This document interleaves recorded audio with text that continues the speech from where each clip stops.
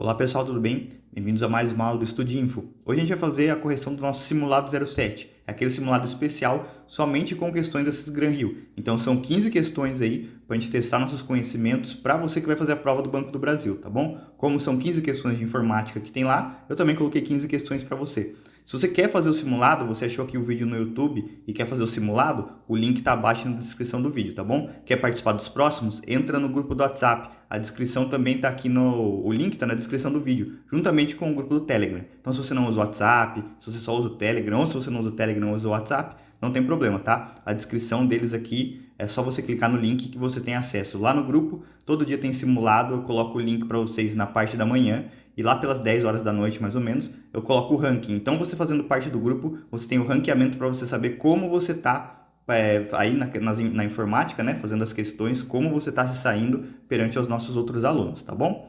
Então, bora lá para a nossa correção aí. Primeira questão fala o seguinte, ó, marque as duas tecnologias que são utilizadas para que um usuário consiga, basicamente, navegar em páginas da internet, supondo que ele já possui um computador conectado na rede mundial de computadores e com o browser funcionando adequadamente. Então, ó, já limitei aí que não é o browser e que não é um provedor de internet para ele já está tudo bonitinho lá. Para ele navegar em páginas da internet, o que ele precisa?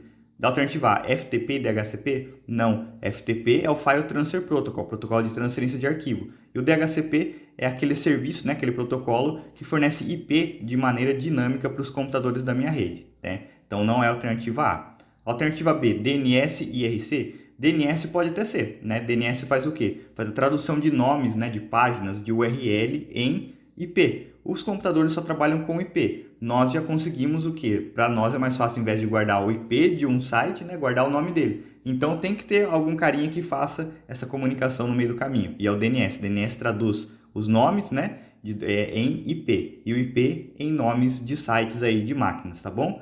E o IRC, IRC Internet Relay Chat, seria o responsável por habilitar bate-papo em nossas páginas da web, tá bom? Então não é aí ele que são uma tecnologia necessária para a gente conseguir basicamente navegar em página da internet. Ele vai permitir chat, tá? Não navegação. C, URL e DNS. Pode ser, né? O URL é o quê? É o endereço, acabei de falar para vocês, né? O endereço lá, HTTP, HTTPS, o endereço. E o DNS é o que faz a tradução desse endereço em IP, né? E do IP da máquina em um endereço comum para que a gente consiga acessar, para que tenha essa comunicação. Então, o DNS é o nosso tradutor de nomes em domínios, tá? Então, a alternativa correta aí pode ser a C, né? Porque são duas coisas aí que você tem que ter. Você tem que ter o endereço e tem quem faça a tradução desse endereço para que haja comunicação. Beleza? HTTP também poderia ser, né? É um protocolo que ele permite a navegação em páginas da internet.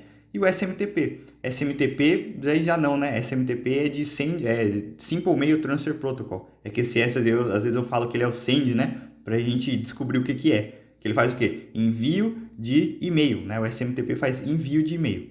Alternativa E, SSH e URL. O URL está certo, SSH, protocolo de acesso remoto. Então, a alternativa correta aí da primeira questão é a alternativa C. Próxima questão fala o seguinte, ó. Uma das características interessantes de uma URL é poder conter pastas, subpastas e arquivos em sua escrita. Qual das URLs abaixo é a correta para se acessar o arquivo notas.txt, que se encontra na subpasta aulas, dentro do servidor estudiinfo.com.br, através de uma conexão segura? Então ele quer saber como que eu acesso esse arquivo notas, né? Ele está dentro lá de uma subpasta aula, ele está dentro do servidor estudiinfo e ainda ele quer uma conexão segura, tá bom? É uma navegação segura. Então, como é navegação segura, ó, vou até pegar aqui para vocês, só para demonstrar, tá? Já poderia eliminar, ó, o HTTP aqui e o HTTP aqui, né? Porque navegação segura em páginas da internet, né, é o HTTPS. Então, ó, eu eliminando o HTTP, né, sobrariam somente a alternativa A, B e a D, beleza? Vamos ver então como que é uma estrutura correta de URL aí, para que haja, né, essa navegação, esse acesso ao arquivo notas.txt certinho. Vamos lá, https, beleza, até aqui ok, servidor, estudiinfo.com.br, /aulas, ou seja, eu estou acessando a pasta aulas, que está dentro daquele servidor, aí beleza, hein? E o /notas, aqui ele errou, né? Aí ele seria minha pasta notas e minha pasta txt, né? E alguma coisa que eu teria que ter lá dentro, né? Então faltou aqui o final dela, né? E aqui também está errado, né? Porque não é nome de arquivo, é nome de pasta. B, estudiinfo.com.br, beleza? https, estudiinfo.com.br, aulas.notas.txt. Não, ó, aqui ele deu um nome de arquivo para mim já direto, né? Não entrou dentro da pasta aulas. É o nome de arquivo que tá aulas.notas.txt. Sobrou só a D, espero que seja, né? https, ok, estudiinfo.com.br/aulas, ou seja, estou acessando dentro desse servidor essa subpasta ou pasta e dentro dessa pasta o arquivo notas.txt. Fechou, né? É isso que ele quer. Então, a alternativa correta aí, alternativa D, beleza? Esse daí é um exemplo completo de URL. Próxima questão fala o seguinte, ó. O uso de correio eletrônico e e-mail é muito utilizado para a comunicação formal dentro das corporações e instituições. Sabendo disso, Maria prepara um e-mail com uma solicitação de serviço para enviar ao seu colega de trabalho José. A fim de formalizar a mensagem, gostaria de enviar uma cópia para o CEO da empresa, o João. Ao perceber que a ação poderia gerar um certo desconforto em José, Maria poderia utilizar o campo para colocar o endereço de João, fazendo com que José receba a mensagem, mas não saiba que a mesma também foi enviada para o CEO da empresa. A alternativa que preenche melhor o espaço em branco é, ou seja, a Maria, ela quer enviar um e-mail lá para o José, né, o colega de trabalho dela, com uma solicitação.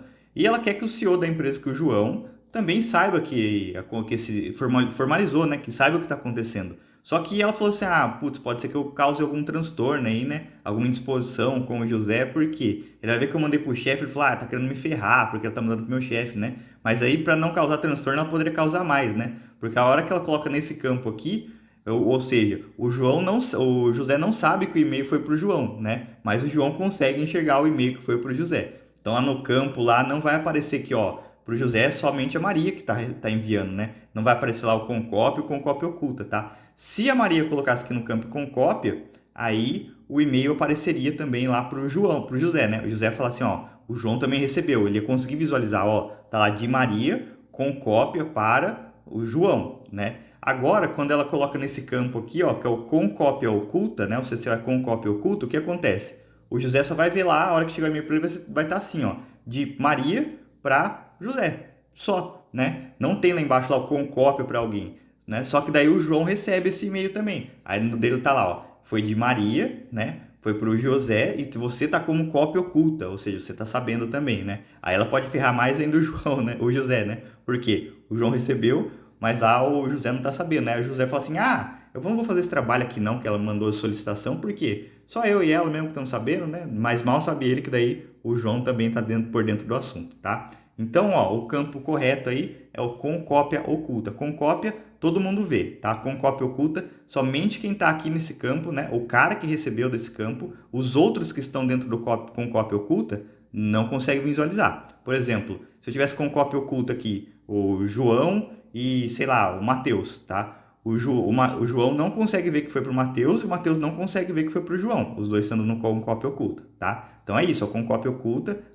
os e-mails ficam ocultos. Só quem recebeu vê lá, ó, vê de tal pessoa, se tiver no com cópia para mais alguma, e no com cópia oculta ela só vê o e-mail dela, tá? Não vê os outros e-mails que estão lá dentro. Então, com cópia oculta é a alternativa correta. O campo para é um campo lá obrigatório para enviar o e-mail para alguém, né? Assunto é o assunto do e-mail, esse em segredo não existe, tá? Então, a alternativa correta aí, a alternativa B. Para enviar um e-mail para alguém, né? E a pessoa saber que eu enviei, eu tenho que enviar o com cópia, né? Coloquei para uma pessoa, para outra, com cópia para outra. Todo mundo está sabendo. Agora, aquela terceira pessoa que estava no com cópia, eu não quero que o cara que eu enviei para, né, que é o destinatário principal, saiba que foi para ela. Com cópia oculta, beleza? Então aí, esses são os métodos de envio de correio eletrônico. Próxima questão fala o seguinte, ó. O serviço de buscas do Google é um dos mais usados em todo o mundo. Para as pesquisas, o mais comum é a pessoa informar livremente algumas palavras e verificar se o resultado atende às suas expectativas. Como solicitar corretamente ao Google que seja pesquisada uma correspondência exata da frase Concurso Banco do Brasil dentro do site estudiinfo.com.br? Então, ó, ele quer duas coisas, né? Pesquisar exatamente aquele texto e dentro de um site específico, tá? Então vamos lá, como que é essa escrita, ó? O texto exato é entre aspas duplas, então esse aqui pode ser, né? Sempre começo aqui, ó, começando pelo que eu quero, né? Eu quero que eu pesquise isso aqui dentro do site estudiinfo.com.br. Então essa alternativa aqui já está certa. Quando eu quero pesquisar dentro de um site, Eu tenho que colocar aqui na frente da minha pesquisa, dou um espacinho, tá? Da pesquisa, coloco o site, 2 pontos, sem espaço, nada, né? Tudo junto, e o nome do site. Então, ele vai pesquisar todo o conteúdo que está escrito lá, Concurso Banco do Brasil, dentro desse site aqui, beleza? Próximo que é o site estudiinfo.com.br menos Banco do Brasil. Aí ele não faz nem a busca, né? Ele buscaria dentro do site, só que não, tá? Tem que primeiro o termo e depois o site. Aqui não funciona. E esse menos aqui, ele exclui essa palavra, né? Ele vai excluir o banco, só que ele continua lá do Brasil, né? Então aqui ele não vai dar certo. Site, né? Aí, nossa, aqui ele colocou entre aspas duplas, estudiinfo.com. Não, tá? O site não pode entrar entre aspas duplas, né? E nem pode começar com o site. O site vem depois, ele viria aqui, tá? Então não funciona. D, entre aspas duplas, concurso Banco do Brasil e estudiinfo.com.br. Não, tá? Ele não delimitou. Então ele estaria pesquisando pelo termo exato, concurso Banco do Brasil, depois tudo que tiver estudiinfo.com.br, tá? Aí pode ser que até não tenha nada a ver com o concurso Banco do Brasil, mas que ele coloque lá, ele acha estudiinfo.com.br em algum outro lugar e ele vai colocar pra gente. E o concurso Banco do Brasil e o asterisco, espaço, estudiinfo. Aqui ele dá como uma fórmula, né? Quando eu coloco o asterisco e o espaço e alguma outra coisa, ele dá como uma fórmula. Ele não é daí como aquele coringa que a gente usa, né? Se eu colocasse o coringa aqui antes do estudiinfo.com.br, ele vai pesquisar todos os termos e depois a ver com estudiinfo.com.br. Lembra que eu já fiz uma questão lá que ele falava assim, ó, asterisco, e daí tinha lá do mundo, né? Daí ele fala assim, ó, prédio, o maior prédio do mundo, carro mais veloz do mundo, né? Copa do Mundo, tá? Então tudo que tivesse lá do mundo, ele dá um coringa pra gente, ele pesquisa absolutamente tudo começando com o coringa, né? Depois com aquele termo lá que tem pra frente, beleza? Então a alternativa correta é a alternativa A, né? A gente pesquisa exata, entre aspas duplas, e depois a gente coloca lá o site, 2 pontos, e o endereço do site. Tem que vir tudo junto, tá? Esse site aí. Entre aspas duplas, o texto que eu quero, espaço, site, 2 pontos, estudiinfo.com.br. Então, tudo junto. É um texto só. Beleza? Próxima questão, então, aí. Próxima questão fala o seguinte, ó. Ao visitar uma agência, um funcionário de TI de um banco percebeu durante sua conversa com o bancário que havia um programa que o bancário não conseguia fechar utilizando o botão fechar na janela do aplicativo, pois esse havia parado de responder. Então, o programa lá ficou congelado, né? O cara não conseguia fazer mais nenhuma ação nele. Sendo assim, esse funcionário, ao perceber que o sistema operacional utilizado pelo bancário era o Linux SUSE, pode utilizar via prompt, né, comando, para que esse programa seja encerrado. Então, através do prompt de comando do terminal do Linux, ele pode utilizar um comando para encerrar um programa. Qual comando no terminal do Linux pode executar essa ação? Alternativa A, sudo. Sudo não. O sudo ele dá autorizações de administrador, ele dá credenciais de administrador para executar alguma coisa no meu sistema. Man é o comando que a gente utiliza para manual, né? Então, eu não sei como o comando funciona, eu coloco lá man e o nome do comando. Ele vai me dar toda a sintaxe dele, como que eu posso usar. Kill, beleza, né? Kill é de matar, ele mata os programas aí, né? Independentemente do processo, se ele está funcionando, se ele não está, através do kill eu consigo fazer com que esse programa seja encerrado. Se você não sabe esses comandos, se você não sabe como que funcionam, vê aqui no meu canal, tem uma aulinha de Linux que eu coloquei para vocês, tá bom? Ela tá bem completa lá, resumida, mais completa, que eu tenho os principais comandos, as principais características, então dá uma olhada lá que é muito importante para você que está estudando no Banco do Brasil, dá uma olhada na parte de Linux, né? Como ele é um dos nossos conteúdos lá, então provavelmente uma questãozinha dele aí vai aparecer. DLS, LS é de list, né? Então ele vai listar os arquivos que estão dentro de um diretório e o PSWD vem de password. Password eu troco a senha do meu usuário do sistema, tá bom? Então a alternativa correta aí, alternativa C, kill, matar, encerrar o programa aí, beleza? Próxima questão. Se um usuário tem 2 pastas em uma mesma partição de um disco rígido de um computador rodando Windows 10 em português, o que acontece se esse usuário, utilizando o botão esquerdo do mouse, arrasta uma pasta para uma outra unidade de disco? Então ele tem lá um monte de coisa, né? Ele colocou aqui para mim, só que ele tem uma pasta e ele quer pegar essa pasta e arrastar para uma outra unidade de disco, ou seja, por exemplo, para um pendrive, para um outro disco rígido que ele tenha no computador, para um HD externo. O que acontece com o botão esquerdo do mouse, quando ele clica, mantém pressionado e arrasta? Alternativa A, aparece uma mensagem perguntando se o usuário quer mover a pasta e todo o seu conteúdo ou somente o conteúdo da pasta? Não, tá? Ele não move nada. Quando ele vai para unidades diferentes, é a alternativa B.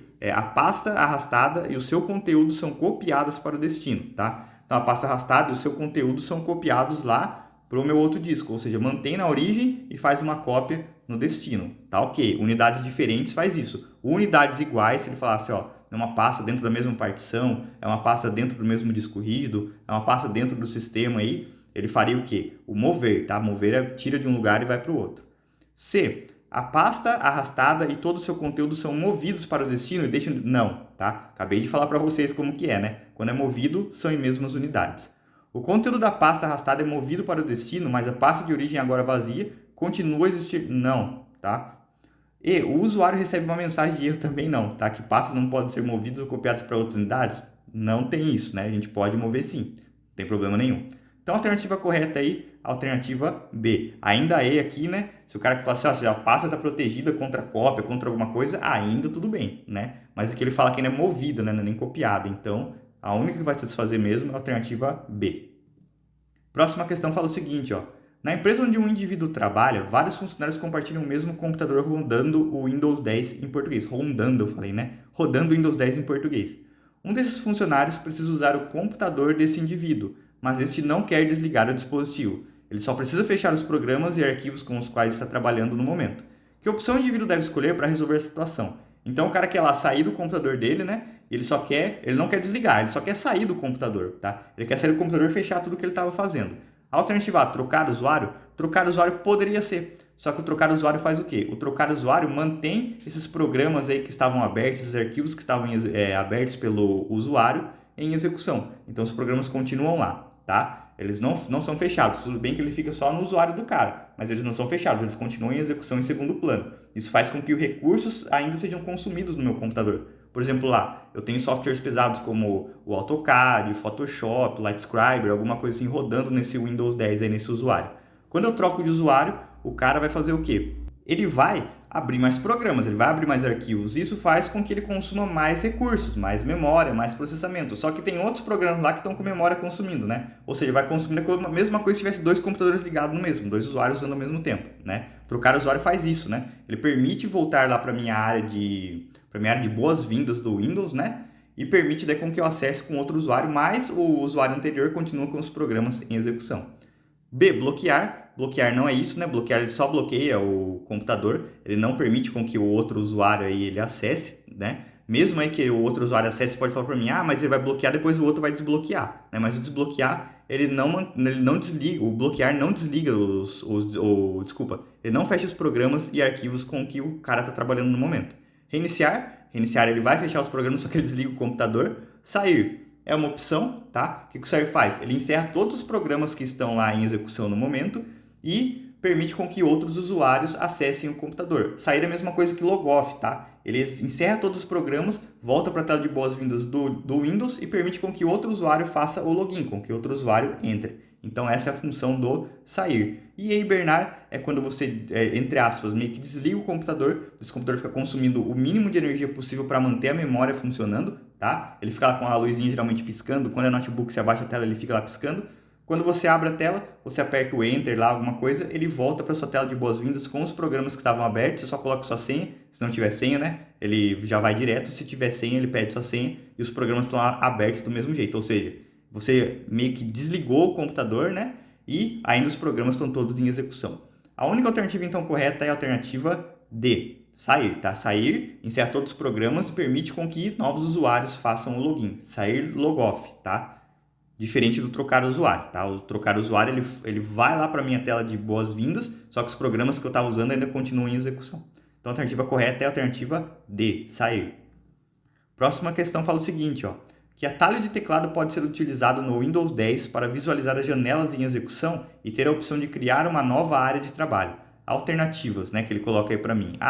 Tecla com o logotipo do Windows mais o Tab, fechou, tá? Já matou, porque o Windows mais Tab, ele me abre o visão de tarefas. O visão de tarefas, ele me dá todas as janelas que estão em execução, tá? Todas as janelas que estão abertas naquele momento. E ele tem um botãozinho lá em cima que ele permite criar novas áreas de trabalho, né? Isso que o visão de tarefas faz pra gente. E o atalho para ele é o Windows Tab, se eu não quiser ir lá com o mouse e clicar no visão de tarefas, lá na minha barra de tarefas, beleza? B, tecla com o logotipo do Windows mais D, aí ele vai para o desktop, né? Ele vai para a minha área de trabalho, ele não cria nada, ele não vê as janelas que estão em execução. Letra C, ó, tecla do logotipo do Windows mais M, aí é o minimizar, né? Ele vai minimizar as minhas janelas aí. Alt Tab, ele troca entre os programas que estão abertos, mas não me dá a opção de criar uma nova área de trabalho, tá bom? Ele vai me dar ali a opção de que eu faça o quê? Com que eu alterne entre os programas, entre as janelas que estão em execução naquele momento, e o Ctrl Tab, ele não me dá nenhuma ação aí dentro do meu sistema, tá bom? Então, alternativa correta aí, alternativa A, tecla com o logotipo do Windows mais Tab. Próxima questão fala o seguinte, ó. A figura abaixo reproduz de forma ampliada um botão representativo de um recurso do Word 365 em português.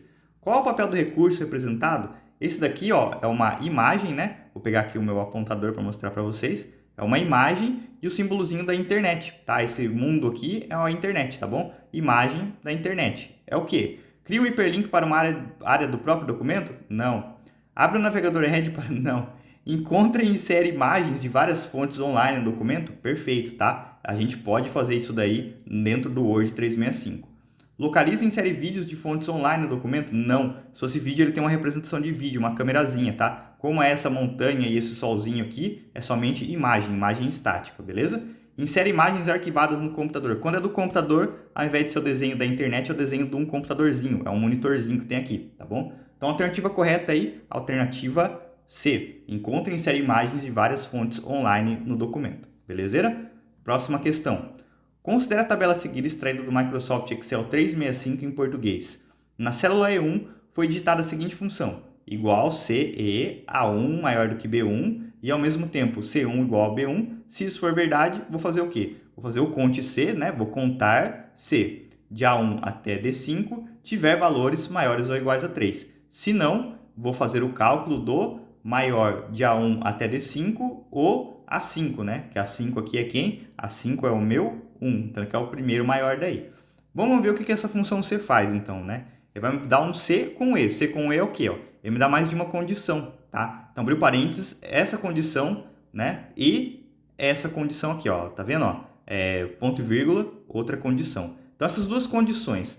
A gente tem que analisar primeiro, né? Como a gente já viu aqui, o que está acontecendo. Então, ó, essa primeira parte minha aqui é o critério, lembra a função C? Tem que dividir por partes aí. Critério. O que eu vou fazer caso o meu critério seja verdadeiro e o que eu vou fazer caso o meu critério retorne falso. Quem vai fazer eu escolher entre verdadeiro e falso é o resultado do meu critério, tá bom? Então, vamos lá. Ó. CE, então, A1, quem que é A1? A1 é o número 5, tá? Se 5, então posso até colocar aqui, ó, 5 for maior do que B1, quem que é B1? B1 é o 1. Então, ó, se 5 for maior do que B1 e ao mesmo tempo C1, quem que é C1? C1 é 5, né? Então, vou colocar aqui o outro número 5. For igual a D5, D5 também é outro número 5, então, ó, opa, deu bom aqui, hein? Se isso for verdade, né? Eu vou fazer o quê? Vou pegar vou fazer a conta do conte C, né? Na conta, né? Vou contar C de A1 até D5 tiver valores maiores ou iguais a 3, tá? Então, vamos ver se isso aqui é verdadeiro ou falso. 5 é maior do que 1, né? Aqui eu tenho meu comparador. Aqui deixa eu colocar o outro aqui igual também, porque eu só fiz a substituição. 5 é maior do que 1? É. Então, a primeira aqui está verdadeiro. E, ao mesmo tempo, 5 é igual a 5? 5 é igual a 5. Então, verdade também, tá bom? Os dois deram verdade. Quando o E todo mundo é verdadeiro, eu faço o quê? O valor de verdadeiro ou o valor de falso? O valor de verdadeiro, tá? O E, ele faz o seguinte, né? Se eu tivesse lá 10 condições, 9 são verdades e uma é falsa, ele já é falso, tá? Se um tiver falso, ele já é falso, ele não quer saber. Ele é o cara chato, né? Ele fala assim, ó, tem que ser isso, isso, isso e isso, todo mundo verdade para ser verdadeiro. Se um for falso, é falso. Diferente do ou. Quando eu estou utilizando o ou aqui dentro do C, né? Ou sozinho, ele faz o quê, ó? Ou se esse for verdade, ou se o outro for verdade, ou se o outro já é verdade. Se um for verdadeiro, já é verdade, tá? O E para ser verdade, todo mundo tem que ser. O ou, se um for, já basta para ele, tá bom? Ele é mais bonzinho aí com a gente. Então, ó, se deu verdade, todo mundo deu verdade, então esse meu critério é verdadeiro. Se é verdadeiro, eu vou resolver o conte C, que é o meu valor de verdade, tá bom? E o outro aqui, nem preciso saber dele, porque não vou para ele, não deu falso, deu verdadeiro, então só vou resolver o de verdade. Conte C de A1 até D5, então de A1 até D5, ó. A1 até D5, poxa vida, hein? É o intervalo todo aqui? É, beleza. Quem for maior ou igual a 3, então tem que contar quantos valores são maiores ou iguais a 3. Então vamos lá, vamos começar aqui, ó. 5 é maior ou igual a 3, 4 é maior ou igual a 3, 3 é maior ou igual a 3, 2 não é, 1 não é. 1 não é, 2 não é, 3 é maior ou igual a 3, 4 é maior ou igual a 3, 5 é maior ou igual a 3. 5 é maior ou igual a 3, 4 é maior ou igual a 3, 3 é maior ou igual a 3. O 2 e o 1 não, né? O 1 não é, o 2 não é, o 3 é maior ou igual a 3, o 4 é maior ou igual a 3 e o 5 é maior ou igual a 3. Então, quantos valores eu tenho dentro desse intervalo que são maiores ou iguais a 3? O meu critério de contagem é que eles têm que ser maiores ou iguais a 3. Então, é 3, 6, 9, 12. Alternativa correta, então, 12. Alternativa C. Próxima questão fala o seguinte, ó.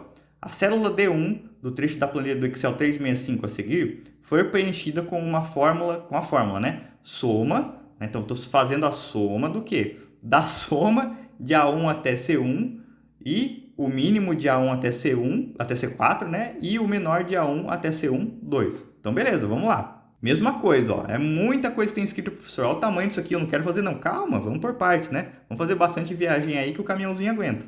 Olha lá, ó. Soma de A1 até C1, né? É isso que ele quer. Só que, ó, antes, né? Ele faz o quê, ó? Qual é o valor da célula D4 após ser copiado o conteúdo da célula D1? Então, ele passou aqui, ó, de D1, né? Ele copiou todo o conteúdo aqui para D4. Quando eu faço essa cópia ou arrasto pela alça de preenchimento, o que eu faço? Tem que ver a diferença, né? Ele estava lá em D1, né? E foi movido para D4. Qual que é a diferença de D1 para D4 aqui? São 3 linhas a mais. Então, tudo que eu puder fazer ali, ó, são mais 3 linhas, né? Tudo que eu puder aqui ter de acréscimo, eu vou ter que acrescentar 3 linhas. Aonde só que eu não vou acrescentar? Aonde tiver cifrão. Lembra que eu expliquei para vocês como que eu faço com o cifrão, ó? Já risco quem está na frente do cifrão, né? Aqui, ó, eu sei que isso aqui nunca vai sair, tá? Vai ser sempre cifrão C, sempre cifrão 1. Aqui eu posso mudar. Aqui não, ó, sempre cifrão C, sempre cifrão 4, né? Esses valores não vão mudar. E aqui tá livre, né? Aqui tá livre para mudar. Então, ó, como eu aumentei 3 linhas, eu tenho que aumentar 3 linhas dentro da função também. Como que vai ficar a minha função ali, ó?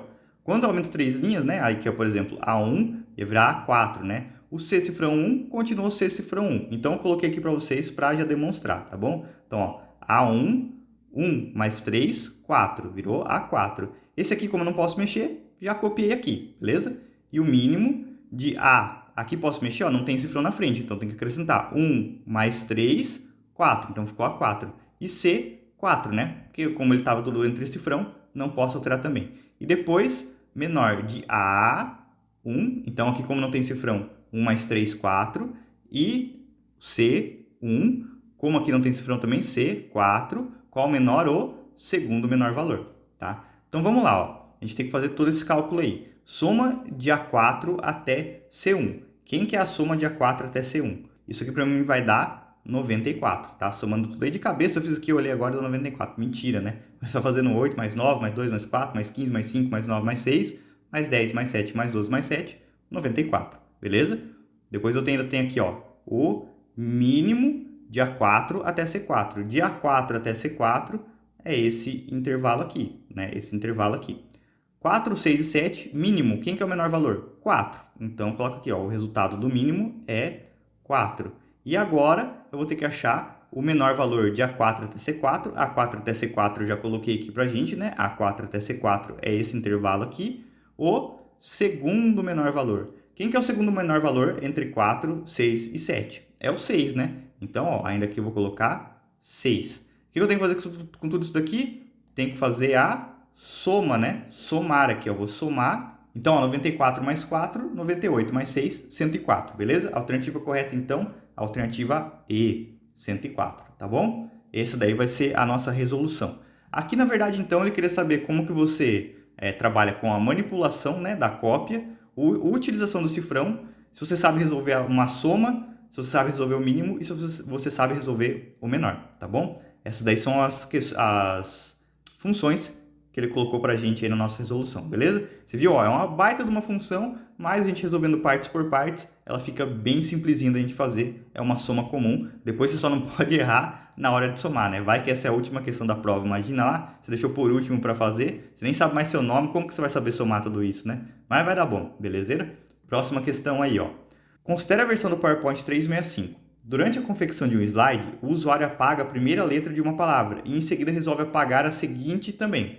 Uma das formas de executar essa ação é clicar as teclas. Então, como que ele faz para repetir uma ação? Para repetir a ação no PowerPoint 365, né? Ou em qualquer outro aplicativo do Office, a gente utiliza o F4, tá? Não é Ctrl F4. Ctrl F4, ele fecha o documento, né? Alt F4, fecha o programa. Ctrl F4, fecha o documento. F4, ele faz o quê? F4, repete uma ação, beleza? Dentro do Office, aí, qualquer um que ele falar, PowerPoint, Word, Excel, F4 é repetir a última ação. Então, se a última ação minha foi digitar a letra A, se eu apertar F4, ele vai digitar o A de novo. Foi apagar alguma coisa?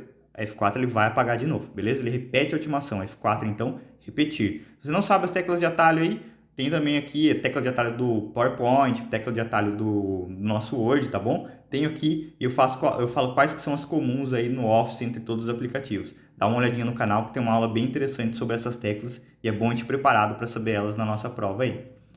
Próxima questão. Na arquitetura TCP/IP, os protocolos HTTP, UDP e DHCP fazem parte, respectivamente, de quais camadas? Então, lembra aquela camadinha lá que ele coloca para a gente, né? A nossa camada do TCP/IP, que tem lá a nossa camada de aplicação, a nossa camada de transporte. Então, ó, até trouxe a tabelinha para a gente aí, né? Da nossa arquitetura TCP/IP, para a gente não confundir de forma alguma, né? A gente não pode confundir aí o modelo TCP/IP, que é o mais aceito, é o mais recente, com o modelo OSI, tá? Ele engloba todas as camadas do modelo OSI, que são 7, mas aqui agora a gente só tem 4 camadas, beleza? São as camadas top-down, né? Aplicação, transporte, internet e acesso à rede, beleza? Então, acesso à rede ou rede, a gente pode também considerar, tá bom? Ele quer saber os protocolos HTTP, UDP e DHCP.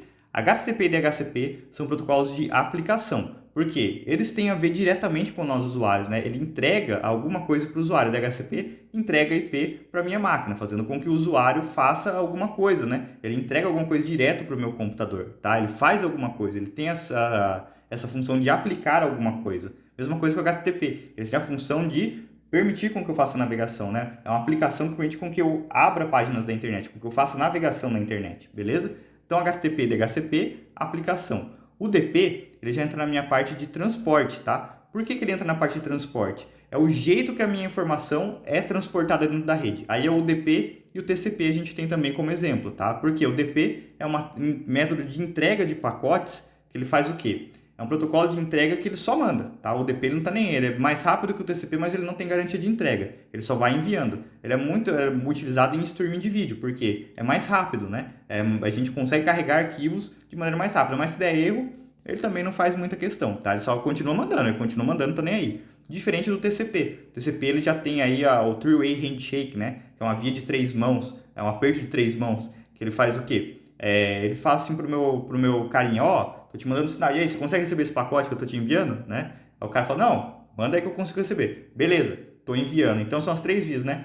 Falo pro meu servidor, tá, vai chegar um pacote aí, você tá apto a receber? O servidor fala, manda bronca, tô dentro aqui. E o cara, beleza, tá indo. Tá? A mesma coisa, o cara do Mercado Livre vem entregar alguma coisa na nossa casa, né? Ele liga um pouquinho antes, viu? Tem uma entrega para fazer na sua casa, você vai estar aí para eu entregar? Aí você fala, não, tô aqui, pode mandar, tá? Então, cara, beleza, tô chegando aí então, tô mandando. Transporte, né? Transporte de alguma coisa, tá vendo? Transporte da sua encomenda, transporte de pacote, tá? UDP e TCP, tá bom? A nossa camada de internet aí, ela já tem a nossa parte, ó, eu tenho aqui até que os protocolos, tá? HTTP, POP, DHCP, SSH, aplicação, transporte, TCP, UDP, o IP e CMP, que são aí, ó, métodos de como que o meu computador ele é encontrado dentro da minha internet, né? Como que eu faço aí para ter ele delimitado, né? Para ele ser localizado dentro da minha internet. Então, eu vou utilizar um protocolo, é o IP, é o ICMP, tá bom? Como que eu identifico ele dentro da minha internet aí? Tá? E o acesso à rede daí, ó, é o método com que ele se acessa, com que ele se organiza a rede. É LAN, é MAN, é WAN, uma conexão PPoE, tá bom?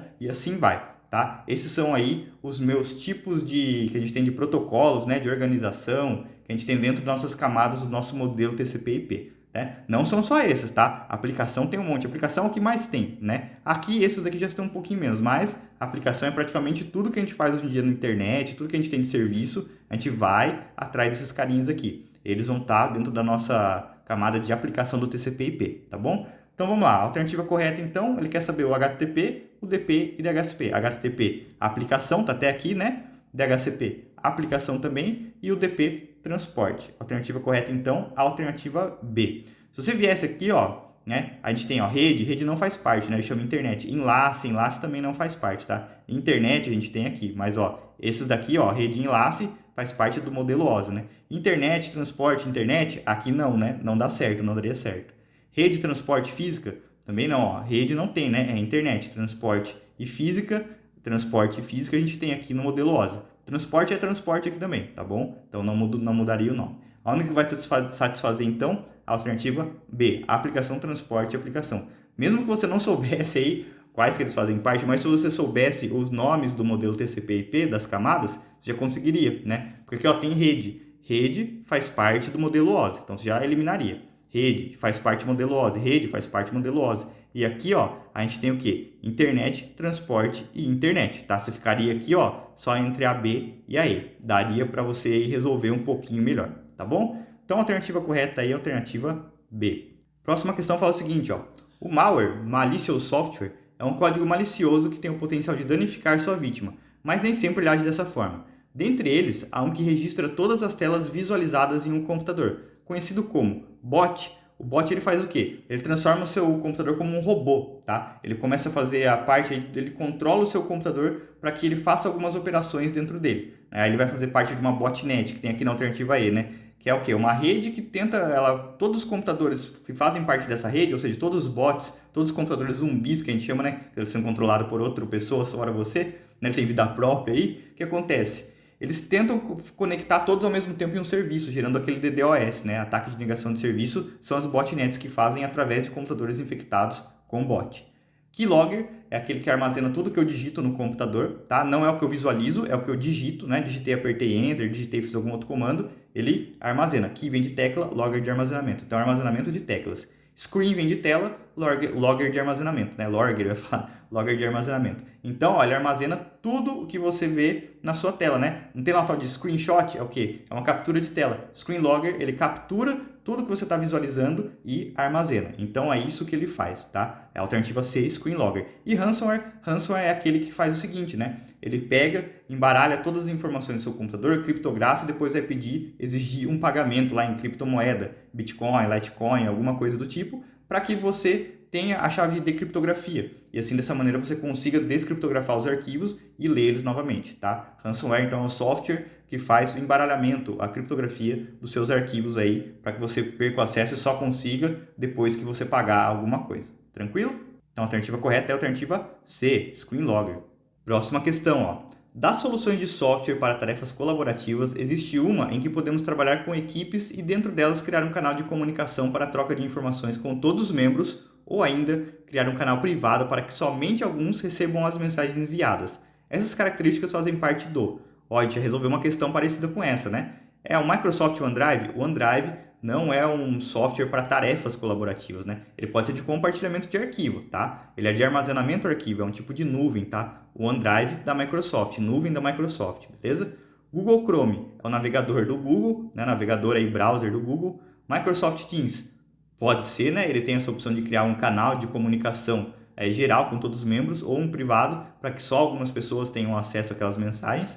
Google Drive, mesma coisa que o OneDrive, né? Armazenamento em nuvem da Google aí, só que, né, ele não é da Microsoft, ele é da Google, tá bom? O OneDrive é da Microsoft, Google Drive é da Google. E o LinkedIn é uma rede social voltada aí para perfis profissionais, né? Então a alternativa correta aí, alternativa C, o Microsoft Teams é esse software de tarefas colaborativas, certo? Então a alternativa aí correta C. Essas foram as nossas questões aí do nosso simulado 07. Somente questões baseadas em questões da Sesgran Rio, beleza? Então tem algumas aí que você já deve ter visto parecida, não tão iguais, tá? Eu fiz baseado nelas, então eu fiz todas as questões baseadas em questões da Sesgran Rio, para vocês verem como que é a pegada dela. São 15 questões para vocês irem treinando para a sua prova, tá bom?